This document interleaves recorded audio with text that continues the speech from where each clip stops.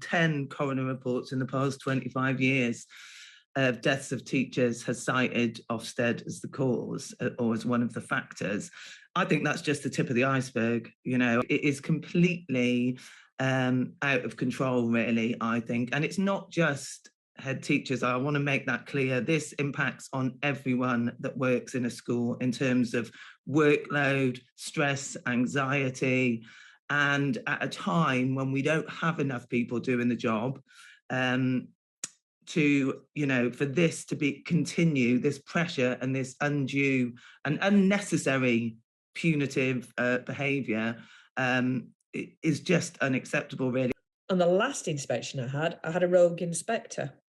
He arrived and the first thing he said to me was that the school was too complicated for him. He'd never worked in a school like this, and he was a secondary school teacher, so he felt it needed to go immediately into a full inspection. He's not supposed to make those judgments until he's looked carefully at it. So for that full day, we were just marking time. And what he did during that day was, in the first hour, he made 2 members of staff cry and he made children cry in an interview that he was in. So he was out of his depth and he became nasty through it. And then the next day, he just double booked, treble booked, went over his time.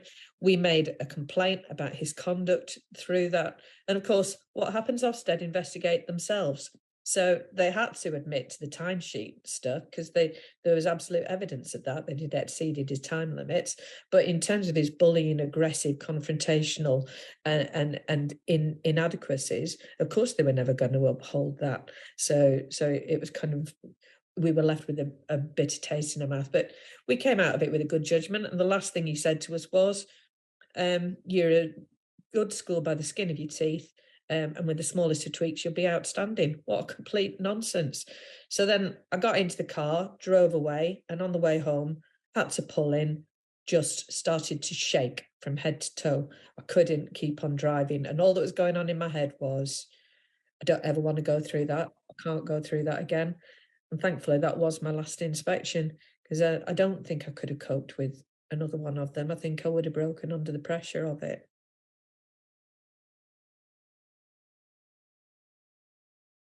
There's been a lot of debate about inspection over the last few months. There always is, but especially in the context of the very sad death of Ruth Perry.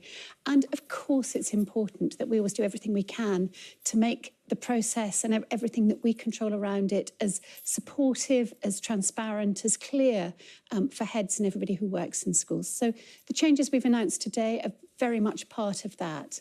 So first of all, for the schools that are judged inadequate only by reason of ineffective safeguarding, we're going to be going back and visiting those schools sooner. We're going to be making another round of changes to our complaints process. We're consulting on that. And we're doing some informational things to help make sure heads don't have uncertainty. We're giving them a better indication of roughly when they can expect their next inspection to be. We're modifying some of the language in inspection reports to make sure it doesn't feel over personal. And we are making sure that all heads understand that they can share their draft reports with colleagues, with governors, of course with their close family, that they don't need to hold on to this in isolation. Today's announcement by Ofsted is a welcome recognition of the need for change, but it does not go far enough. Mr Speaker, Labour is the party of high and rising standards in our schools. That's why we would give parents a comprehensive picture of their children's school in the form of an Ofsted report card, rather than a simplistic one-word judgment. Why is the Secretary of State content to sit back rather than drive improvement in our schools? We're joined by Louise Regan and Carel Buxton. Thank you for coming on. Louise, what's your response to Ofsted's reform, and how do you see that? Morning. My response is it's completely shocking, really. I mean, it's quite outrageous that, I mean, I find it quite shocking that she sits there and talks about the very sad death of Ruth Perry when, you know, it's quite clear that the inspection process was the ultimate cause of Ruth taking her own life, and she can sit there and sort of defend her inspections. But I mean, if you only have to look at what they're proposing, the 8 points that they've talked about, they're just nonsense. Some of them already exist. I mean, she talked there about we'll tell schools roughly when their inspections are going to be. Well, schools already know roughly when their inspections are going to be. Schools are constantly on Ofsted alert because that's the way that the process has become. And the way that people feel, and schools will still just get 1 day notice. So that pressure isn't going to be taken away. Heads told they can share their draft report. Well, that wouldn't have solved the problem, really. That doesn't solve the problem of the negative and punitive inspection system. Critical reports depersonalised. Well, why were the reports critical and personalised anyway? You could ask that question. I mean, their last point actually is the most interesting one, which she didn't actually say anything about, which is about the amount that they have invested. 760,000 has been invested by the DFE into services to support head teachers' mental well-being. They're investing a further 380,000. Over 1,000 head teachers have already accessed that service. Well, actually, I don't want us to have to invest money into supporting heads who are under so much pressure. I want us to take away that pressure by getting rid of the system, which is broken and not fit for purpose. Yeah, Carel, what's your response to that and what Louise is saying, and also Labour's strategy on Ofsted? Yeah, I want to pick up just something. Well, morning, everyone. I want to just pick up something Louise said. I mean, the idea that you can depersonalise an Ofsted inspection report that has leadership and management as one of the 4 categories. I mean, leadership and management is located firmly with the head teacher and also with the leadership team of the school. And that's what parents, when they will read a report, will see, well, it's inadequate. Well, that must be the head teacher. So the whole system, as Louise outlined very well, is completely and utterly broken. And, I just want to go back to this thing about Ruth Perry, that she couldn't tell anybody that, they'd graded one aspect of leadership and management inadequate. And she was totally in fear of losing her job, because if you become a school that has got the label inadequate, you're up for academisation. So, one of the things that I really want to say very clearly this morning is that Ofsted is only one awful part of a system that completely browbeats not just the staff that work in school, that's not just teachers, that's all education staff, but it also browbeats pupils.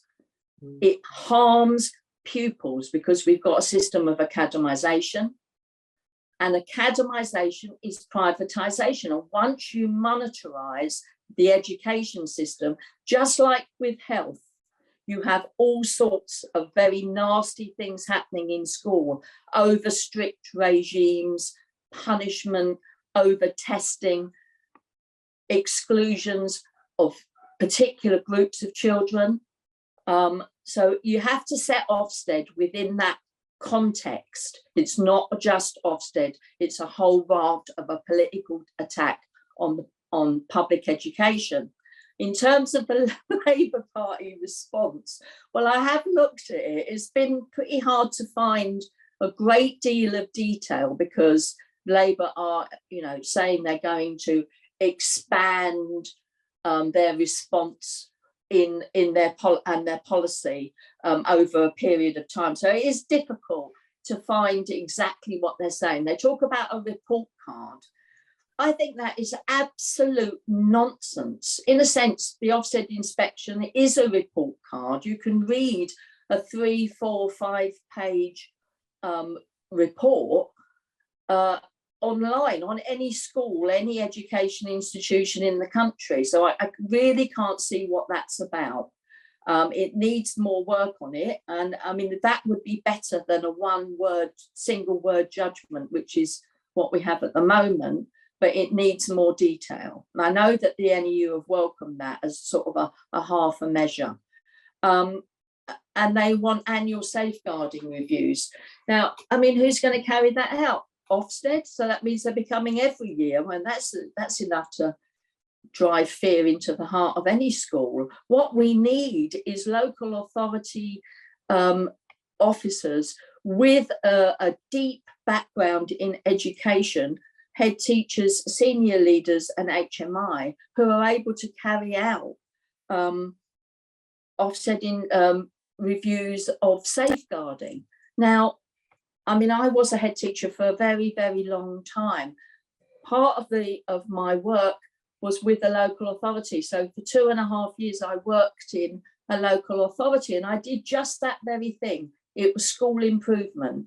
I wasn't there to go and beat the head up, say, oh, you haven't got this, I'm going to make you inadequate. I would say, you know, you've got issues around this aspect, let's work on it together. There's a school down the road that does this really well, work together. That's what school improvement's about. It's about collaboration. It's not about an Ofsted stick to beat people.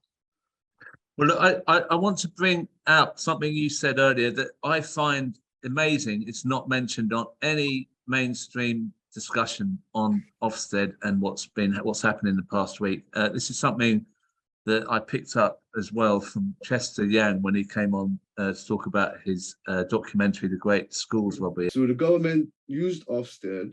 So they created a new policy that they added in to the Academies Act that say if Ofsted failed a school or put into special measures, it would automatically be academized, become an academy. That's something you mentioned as well, Carol. Now, look, if Ruth Perry, like you said, if Ruth Perry receives an inadequate rating, then the school is open to be academized. Why hasn't anyone mentioned that when we watch the TV discussions on it? No one mentions that. Louise, what's your view on this silence on the academization? Well, I mean, Carol's answered it very well in her explanation of the Academies programme, because it is ultimately, although people, government will say it's not, it is the privatisation of our education system. So it farms schools out. There's absolutely no evidence that academising schools it improves the school. In fact, some research was done a while ago, looking at local authority schools and looking at schools and academies and their ratings and how they improved. And actually, local authority schools at that point did better. Now, the difficulty is a lot of schools, because of this process, have been pushed into academisation. And once you go into that system, you are outside of that local authority umbrella, really. You also end up, and we've seen this with schools, where schools that are in an Ofsted category, so inadequate, what you may not know is that once they academise, the Ofsted category is removed. They're no longer an inadequate school. They're automatically back to square one. Okay, so most people don't realise that. So as soon as they academise, that rating is removed, and they become a new school with no Ofsted rating, and they have 2 years guaranteed without an inspection. Yes, and then so so that also created an incentive at the point when it wasn't being pushed through on virtually every academisation, for schools to go into the academy system, because it got them out of that label and 2 years to do things, whereas when you were a local authority school and you were inadequate, you had regular revisits by Ofsted.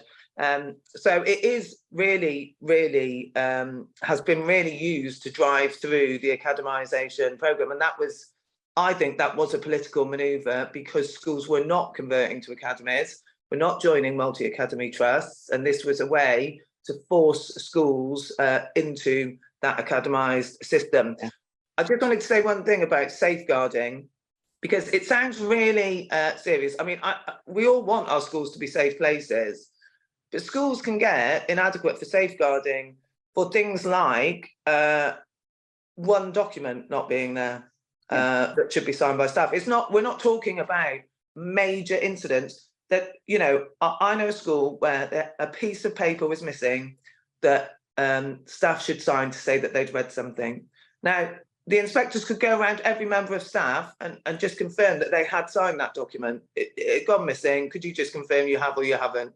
They ask those questions anyway as they go around talking to staff. Generally, they ask safeguarding questions. One piece of paper can tip you over to an inadequate judgment and therefore forced academisation. I mean, it's just nonsense, but they make it sound as though it's schools doing absolutely terrible things that are really, you know, putting children at hugely significant risk. So I think that's also an important thing to remember. These are very, and it's down to the inspection team you get. There's no consistency in this team, in this system. It's down to the inspection team you get. And I have to say, I spoke to somebody this week who's just had an inspection, and despite everything that's been in the press, all of this about stress on people in schools, it was an absolute terrible inspection for them, and staff have been in tears since the inspection finished.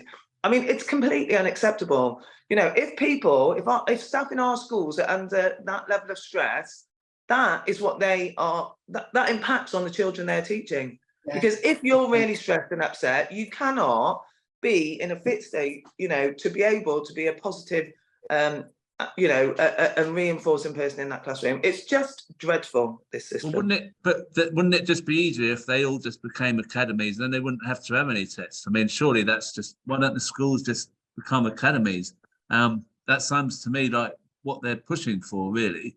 Well, they do want all the schools to be academies. I mean, academies eventually get inspected. It doesn't get rid of the inspection system, because you do eventually, and there are academies that are in, you know, are inadequate under Ofsted ratings. I mean, you also have schools that drop into that are academies, or and then the Academy Trust either doesn't want them anymore, or their Academy Trust shuts down and they become what are called ghost schools for a little while somebody tries and finds them a new academy chain to run them. I mean, it's a very chaotic system, and lots of people just don't realise that all this is going on in the background. Yeah. Carel, just to finish the discussion, I'm wondering why is Labour not mentioning academisation? Is Labour committed to academies? Is that why they're just tweaking this report? Yeah, exactly the same as with the NHS and the private providers. Labour have no commitment to stop or reverse the academisation process in this country. And I just follow up one thing that was said. With academies, they are inspected, but multi-academy trusts as trusts themselves are not inspected.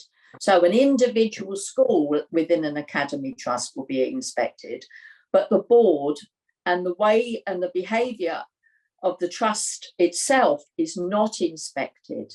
So in other words, Ofsted turn a completely blind eye to those groups, those academies. And we've got academy trusts that have 70 plus schools in them. They are not inspected, and Labour says nothing about that. Why are Labour not saying anything about that?